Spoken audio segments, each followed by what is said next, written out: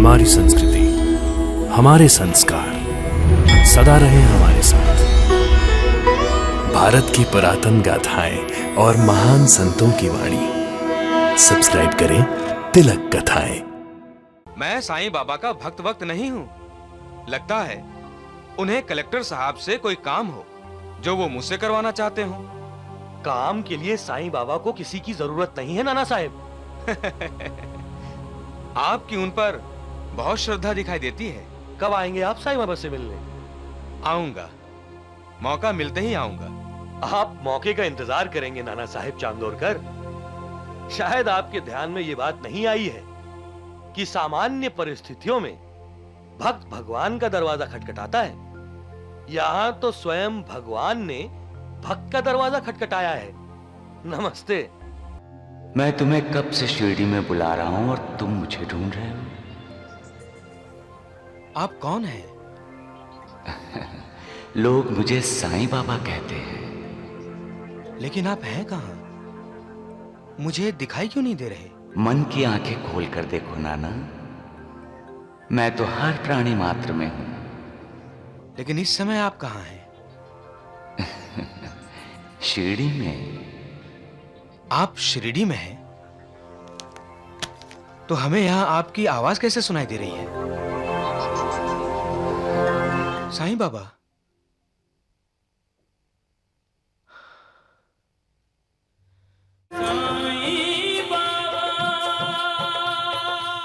जो सदैव मेरी भक्ति करता है,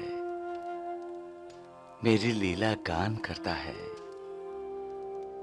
जिसकी प्यास मैं हूं, जिसका श्वास मैं हूं, जिसके लिए मेरे बिना सारा संसार सूना है, जो सदैव मेरा नाम स्मरण करता रहता है, वो सदैव मेरा दर्शन पाता है। जो संपूर्णतया मेरी शरण में आ जाता है और हर पल मेरा ही स्मरण करता रहता है, उसका ये ऋण मैं उसे मुक्ति दिलाकर चुका देता हूं। जो दूसरों को पीड़ा पहुंचाता है, वो मेरे हृदय को दुख पहुंचाता है, और इसके विपरीत जो खुद दुख सहकर दूसरों को सुख देता है, वो मुझे अधिक प्रिय है। मैं तुम्हारे अंतःकरण और समस्त प्राणियों में विद्यमान हूं। तुम अपने तथा समस्त प्राणियों में मेरा दर्शन करो। यदि तुम इसका नित्य प्रति अभ्यास करोगे तो मेरी सर्वव्यापकता का अनुभव शीघ्र ही हो जाएगा और मेरे साथ एक रूप हो जाओगे। इसलिए मोह और अहंकार को त्याग दो और मुझे ही अपने आप को समर्पित कर दो। तुम्हारा उद्धार होगा। सबका मालिक एक है। अरे श्यामा, तुम अहमदनगर कब जा रहे हो? मैं सोच रहा था अहमदनगर के कलेक्टर के दफ्तर जाकर उनसे पाठशाला के बारे में बात करूं, पर आपने ये कैसे जान लिया? ये बात तो मैंने किसी से नहीं की। साईनाथ हर किसी के अंतःकरण में निवास करते हैं। इनसे कोई बात कैसे छिपी रह सकती है? नाना से कहना, मैंने उसे बहुत याद किया है। नाना? कौन नाना? जिससे तुम मिलने जा रहे हो। मैं तो कलेक्टर के सचिव नारायण गोविंद चांडोरकर से मिलने जाने का सोच रहा था। अरे वो ही नाना साहब के नाम से मशहूर है। उससे कहना, बहुत इंतजार किया है मैंने उसका। अब तक मुझसे मिलने क्यों नहीं आया वो? मुझे साईं बाबा ने बुलाया माधवराव। हाँ नाना साहब। बड़ी हैरानी की बात है। क्यों? अब तक मैं उनसे कभी मिला नहीं और आप कह रहे हो वो मेरा इंतजार कर रहे हैं। साईं बाबा एक दिव्य शक्ति है नाना साहब। हम शिरडी वाले उन्हें अपना भगवान मानते हैं और हमारे भगवान का कहना है कि वो अपने भक्तों को अपने पास बुला लेते हैं। मैं और साईं बाबा का भक्त? नहीं माधवराव देशपांडे, मैं साईं बाबा का भक्त वक्त नहीं हूं। लगता है उन्हें कलेक्टर साहब से कोई काम हो जो वो मुझसे करवाना चाहते हो। काम के लिए साईं बाबा को किसी की जरूरत नहीं है नाना साहब। आपकी उन पर बहुत श्रद्धा दिखाई देती है। कब आएंगे आप साईं बाबा से मिलने? आऊंगा, मौका मिलते ही आऊंगा। आप मौके का इंतजार करेंगे नाना साहेब चांदोरकर। शायद आपके ध्यान में ये बात नहीं आई है कि सामान्य परिस्थितियों में भक्त भगवान का दरवाजा खटखटाता है। यहां तो स्वयं भगवान ने भक्त का दरवाजा खटखटाया है। नमस्ते। बड़ी हैरानी की बात है, अब तक मैं उनसे कभी मिला नहीं, जो वो मेरा इंतजार कर रहे हैं।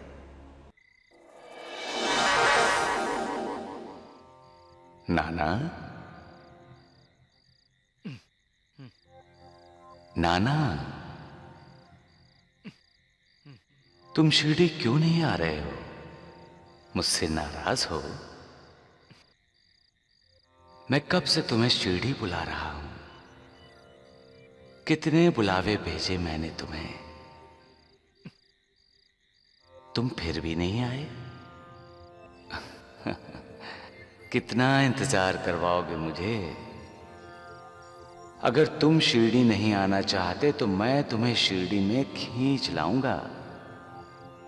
याद रखो नाना, मेरा भक्त चाहे 1000 कोस की दूरी पर ही क्यों ना हो, मैं चाहे 1000 कोस की दूरी पर ही क्यों ना हूं, मैं उसे शिरडी ले ही आता हूं।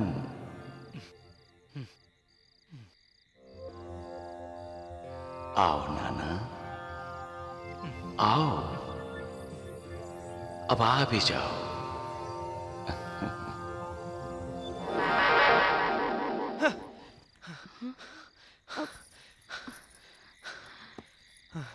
क्या हुआ? कोई सपना देखा? हाँ, सपने में साईं बाबा आए थे। शिरडी के साईं बाबा? हाँ, कह रहे थे शिरडी कब आओगे? सुबह हो गई। कहते हैं सुबह के सपने सच होते हैं। लेकिन साईं बाबा मुझे दिखाई नहीं दिए। क्या मतलब? वो अंधेरे में खड़े थे। इसके पीछे जरूर उनकी कोई लीला होगी। मिस्टर हेस्टिंग्स, आप एक पुलिस ऑफिसर हैं और आपको अपने इलाके में होने वाले हर छोटे बड़े मामले का पता होना चाहिए। यस सर, हम चाहते हैं हेस्टिंग्स कि आप उस खबर का पता लगाएं जो हमको मिली है। कलेक्टर साहब, किस खबर के बारे में कह रहे हैं आप? खबर मिली है कि कालू भील हमारे इलाके में कहीं डाका डालने वाला है। सर, वो वैसे भी 5-6 केसेस में हमको वांटेड है। अगर आपका ये खबर सच है तो हम भीम कालू को बहुत जल्द से जल्द अरेस्ट कर लेगा। और हम यही चाहते हैं हेस्टिंग्स।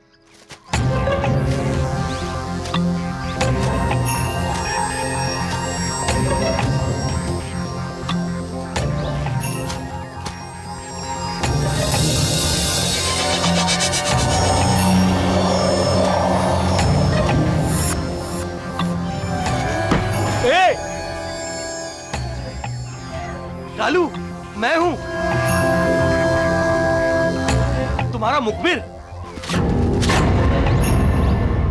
तुमने तो मुझे एकदम डरा ही दिया था।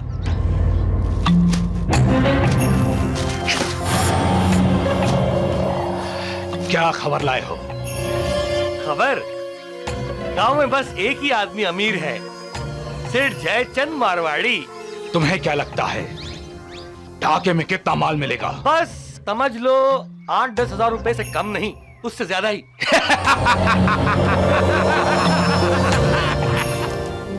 सभी को पैसा चाहिए, आर्थिक उन्नति चाहिए, आध्यात्मिक उन्नति कोई चाहता ही नहीं। मैं जो कहता हूं उसका मतलब कोई जानना ही नहीं चाहता, समझना ही नहीं चाहता। मेरे सरकार का खजाना तो ऐसा है कि कभी खाली नहीं होता। सरकार का खजाना? आध्यात्मिक भंडार। हाँ, और जो इस भंडार में से जितना ले जाएगा उतना ही उसका कल्याण होगा। महालसापति, मेरे फकीर की कला, मेरे भगवान की लीला और मेरे सरकार का व्यवहार हमेशा अद्वितीय होता है। इसलिए उस फकीर की भक्ति करो। मेरा क्या, ये शरीर मिट्टी में मिलकर सारे भूमंडल में व्याप्त हो जाएगा। फिर हमारा क्या होगा साईनाथ? मैं ये शरीर छोड़ दूंगा, फिर भी मेरी अस्थियां आशा और विश्वास का संचार करती रहेंगी। मेरी समाज भी वार्तालाप करेगी, चलेगी, फिरेगी, और जो अनन्य भाव से मेरी शरण में आएंगे उन्हें आशा का संदेश पहुंचाती रहेगी। निराश मत होना कि मैं तुमसे विदा हो जाऊंगा। तुम हमेशा मेरी अस्थियों को भक्तों के कल्याणार्थ चिरंतित पाओगे। मेरा निरंतर स्मरण और मुझ पर दृढ़ विश्वास तुम्हें लाभ देगा।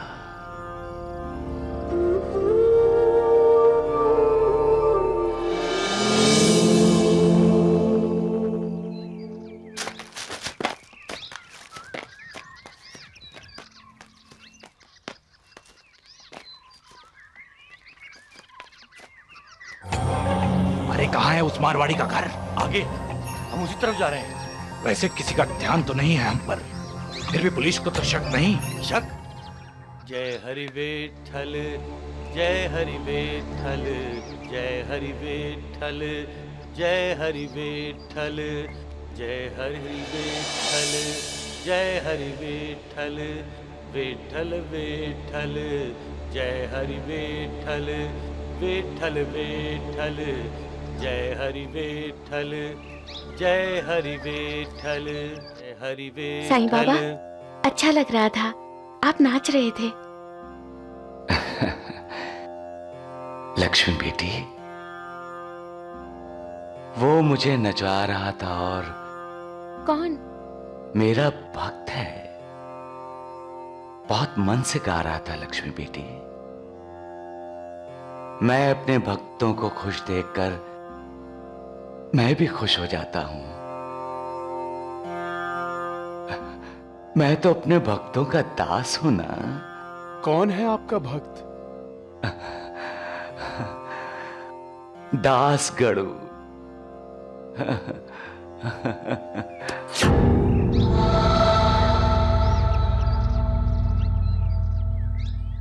ये है जयचंद मारवाड़ी का घर।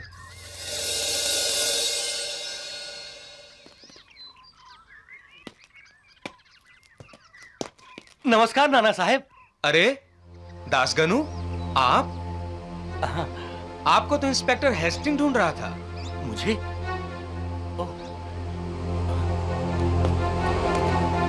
ए, रुक जाओ। कौन हो तुम? ए! हाँ! ए!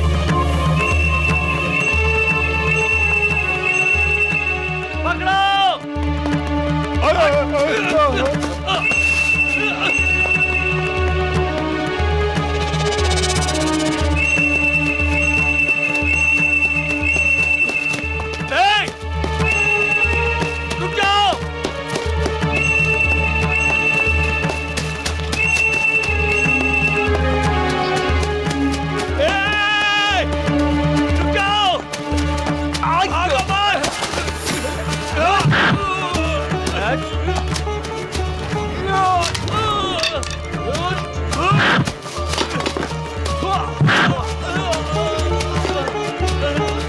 हवलदार, आज तो तुम मेरे हाथ से बच गया, लेकिन तुम मेरे रास्ते में आया है, कालू के रास्ते में। इसकी सजा तुम्हें भुगतनी पड़ेगी।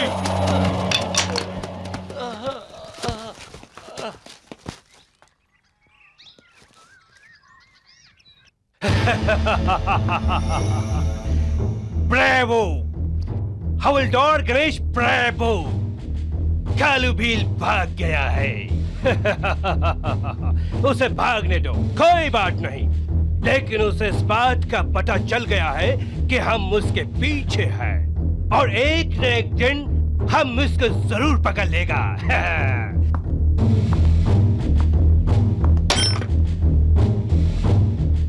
मिस्टर गणेश, तुम्हारा ड्यूटी से गायब हो जाना हमको बिल्कुल पसंद नहीं है। इसके लिए हम तुमको सजा भी दे सकता है। Do you understand? ना ना ना ना ना, नाराज मत होइए इंस्पेक्टर साहब। क्रोध अकल का भी दुश्मन है और सेहत का भी। आपको इससे छुटकारा पाना चाहिए और छुटकारा पाने के लिए ईश्वर की भक्ति करें। You shut up! तुम हमको नसीहत देता है? मैं तो आपका भला चाहता हूं और आप पर भगवान की कृपा चाहता हूं। कीजिए अपने प्रभु की भक्ति, मिलेगी आपको क्रोध से मुक्ति। आई से out! Get out from here!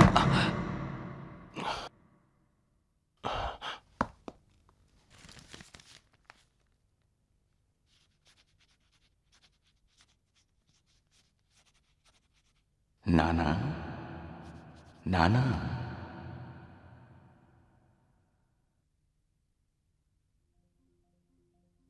मुझे ढूंढ रहे हो? उल्टी बात हो गई ना। मैं तुम्हें कब से शिरडी में बुला रहा हूं और तुम मुझे ढूंढ रहे हो।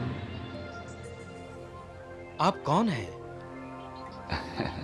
लोग मुझे साईं बाबा कहते हैं। लेकिन आप हैं कहां? मुझे दिखाई क्यों नहीं दे रहे? मन की आंखें खोल कर देखो नाना, मैं तो हर प्राणी मात्र में हूं। लेकिन इस समय आप कहां हैं? शिरडी में। आप शिरडी में हैं? तो हमें यहां आपकी आवाज कैसे सुनाई दे रही है? साईं बाबा, साईं बाबा,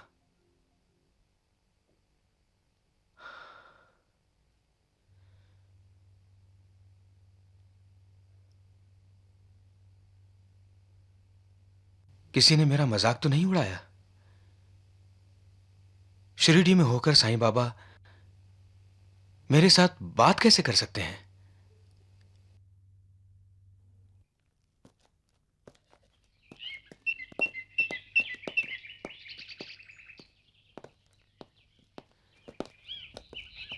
नाना साहिब, हाँ? किसे ढूंढ रहे हैं? साईं बाबा को। साईं बाबा? नाम तो कुछ सुना हुआ लगता है। शिरडी में रहते हैं, तुम जानते हो उन्हें? नहीं नाना साहिब, मैं तो सिर्फ अपने गुरु श्री वामन शास्त्री को जानता हूं। वही मेरे गुरु हैं और वही मेरे माता पिता हैं। गुरु बिना इस जीवन का ना कोई अर्थ, गुरु बिना हमारा ये जीवन है व्यर्थ।